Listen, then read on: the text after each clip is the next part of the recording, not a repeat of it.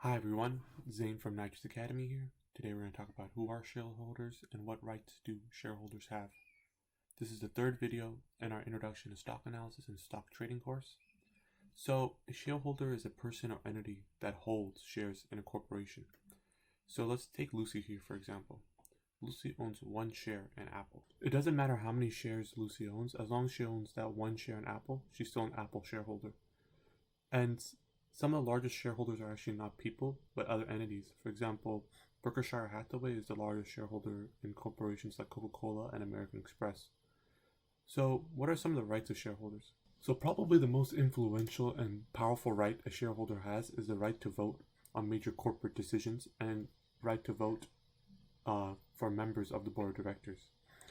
For example, if a company is getting acquired or is merging with another company or issuing new stocks, the shareholders have to vote on that.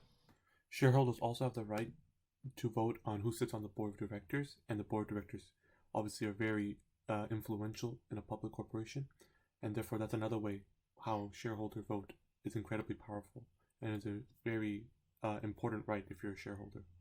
Now the second right a shareholder has is the right to an ownership in a company. A share or stock represents ownership in a company, so by definition if you hold shares or stocks, then you have the right to a piece of ownership in that company. The third right is kind of connected to the second one. You have the right to transfer that ownership, you have the right to sell that ownership, or if you die, have your heirs inherit that ownership. And the corporation can stop you from transferring that ownership.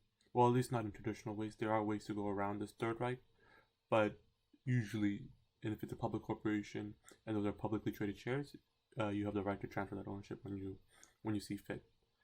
The fourth right is to collect dividend if the company issues dividends. Not all companies issue dividends, but if they do, and if they issue, let's say, $1 per share, then you have the right to collect that dollar if you own one share. And if you own more shares, then obviously for every share you own, you can collect that dollar. The fifth right, and probably the most important right in my opinion, is the right to inspect the company's financial data. If you're going to buy into something, if you're going to spend your money acquiring shares, you should have the right to know what exactly you're buying. And this fifth right lets you see the company's books and to ensure that the company is profitable and what their assets are and what their liabilities are, and just to get a better idea of what you're investing into. And the sixth right is the right to sue the company if you determine that the company is infringing on these previous five rights, or if the company is not acting in the interest of the shareholders. So that basically is a general list of the rights of shareholders. Some corporations will give shareholders more rights depending on the company's articles of incorporation.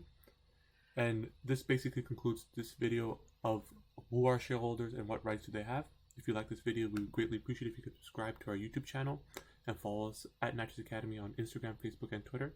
And check out our website at www.nitrousacademy.com. Thank you so much. Bye-bye.